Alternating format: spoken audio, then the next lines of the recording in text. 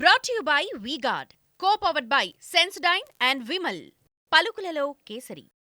అందుబాటులో ఉన్న తననే చేవెళ్ల ప్రజలు ఆశీర్వదిస్తారన్నారు కాంగ్రెస్ ఎంపీ అభ్యర్థి రంజిత్ రెడ్డి.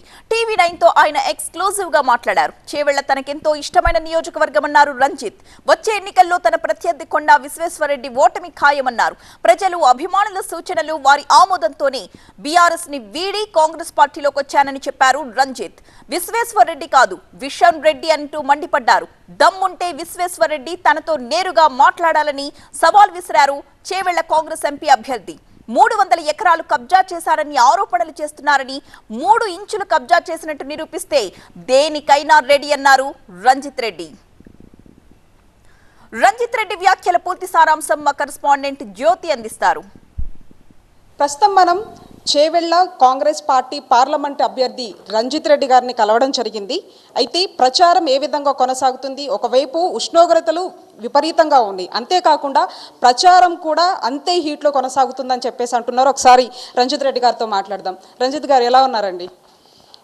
కాదు జ్యోతి, నువ్వు అన్నట్టు ఎంత బయట ఎంత వేడి ఉంటారో రాజకీయాల్లో అంత వేడి ఉండాలి. Correct election time. అసలు నేనేమంటానంటే బయటి వేడి కంటే రాజకీయ వేడి ఎక్కువ ఉంది. అదే కరెక్ట్ కిక్. ఎందుకంటే 5 సంవత్సరాలను వెయిట్ చేస్తుంటాం ఎలక్షన్లో పోటీ చేయాలి. అవతల అభ్యర్థి ఎవరు, మనమేంది, ఇద్దరు అభ్యర్థుల మధ్యలో పోటీ ఉండాలంటే వేడి ఉండాలి. నువ్వేం చేసినావు నేనేం చేసినా ప్రజలు ఏం కోరుకుంటున్నారు, ఇది కులమానం.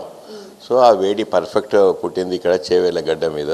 నాకు కూడా చాలా ఇష్టం. ఎప్పుడైతే కాంపిటీషన్ ఉంటుందో, వేడి ఎక్కువ ఉంటుందో, దాంట్లోనే ఆ కిక్ కూడా ఉంటుంది.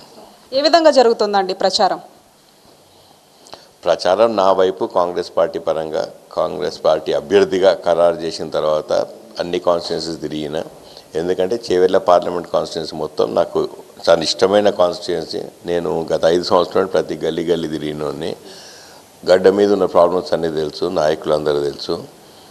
రాజకీయాలకు అతీతంగా నాకు అందరితో సత్సంబంధాలు ఉండే అప్పుడు. ఎందుకంటే అందరు ఇంటికి వచ్చేవారు, ఏ ఆపదున్నా కూడా నేను పనులు చేసి పెట్టడం. ఆ రిలేషన్స్, ఆ కష్టార్జితం, అందరు ప్రజల మధ్యలో ఉండడం, అవన్నీ కలిసి వచ్చిన అంశాలు. ఈ కలిసి వచ్చిన అంశాలు నాకు ఉన్న పోటీ కొండా విశ్వేశ్వరరెడ్డికి ఈ కలిసిన అంశాలు అవి. ఆయన ఎన్నడూ ఎవరికి అడ్రస్ లేకుండా గయాపవుతాడు ఓడిపోయిన తర్వాత. మళ్ళీ ఎలక్షన్ల ముందు అటు ఇటు తిరుగుతాడు, మళ్ళీ వచ్చి పోటీ అంటాడు, మళ్ళీ ఇప్పుడు ఓడిపోతాడు. జ్యోతి ఇప్పుడే చెప్తాడు, మళ్ళీ ఇప్పుడు ఓడిపోయిన తర్వాత కరెక్ట్ 5 years తర్వాత వస్తాడు, మళ్ళీ సేమ్ టాపిక్స్ మాట్లాడతాడు తప్ప ఏ కొత్త టాపిక్ మాట్లాడాడు. ఒకవైపు ఇందాక మీరు చెప్పారు కూడా చాలా కాన్ఫిడెన్స్గా ఈసారి కూడా నేనే గెలుస్తాను అని చెప్పేసి. ఒకవైపు మీ ప్రత్యర్థి అనేటువంటి కొండా విశ్వేశ్వరరెడ్డి మాటలు కావచ్చు, లేకపోతే బీజేపీ పార్లమెంట్ అభ్యర్థి, అటు బీఆర్ఎస్ పార్లమెంట్ అభ్యర్థి కావచ్చు, సోషల్ మీడియాలో కానీ లేదంటే మాటల విషయంలో కూడా బాణాలు అలా వదిలేస్తూ ఉన్నారు. సో దీని గురించి ఏం చెప్పదలుచుకున్నారు? ఎందుకంటే 300 ఎకరాలకు సంబంధించి కబ్జా చేశారని కావచ్చు, లేదంటే దానా స్కీమ్స్కి సంబంధించి కావచ్చు, అంతేకాకుండా వీటి గురించి ఏం చెప్తారు?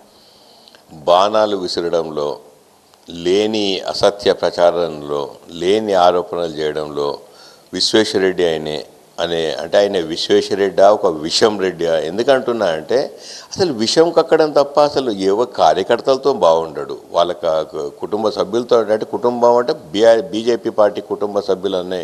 ఆ పార్టీలో ఏ ఒక్కరైనా మేము విశ్వేశ్వరరెడ్డితో సంతోషంగా ఉన్నారా అని చెప్పమని ఛాలెంజ్ చేస్తా. ఆల్ ది బెస్ట్ రంజిత్ గారు. థ్యాంక్ యూ అమ్మా, థ్యాంక్ యూ. మొత్తానికి ఇది పరిస్థితి. ఖచ్చితంగా కూడా ఈ పార్లమెంట్ ఎలక్షన్స్లో విజయం నాదే అంటూ కూడా ధీమా వ్యక్తం చేస్తూ ఉన్నారు. జర్నలిస్ట్ శ్రీనివాస్తో కలిసి Jyothi TV nine Hyderabad. Brought to you by V-Guard, co-powered by Sensodyne and Vimal. పలుకులలో కేసరి.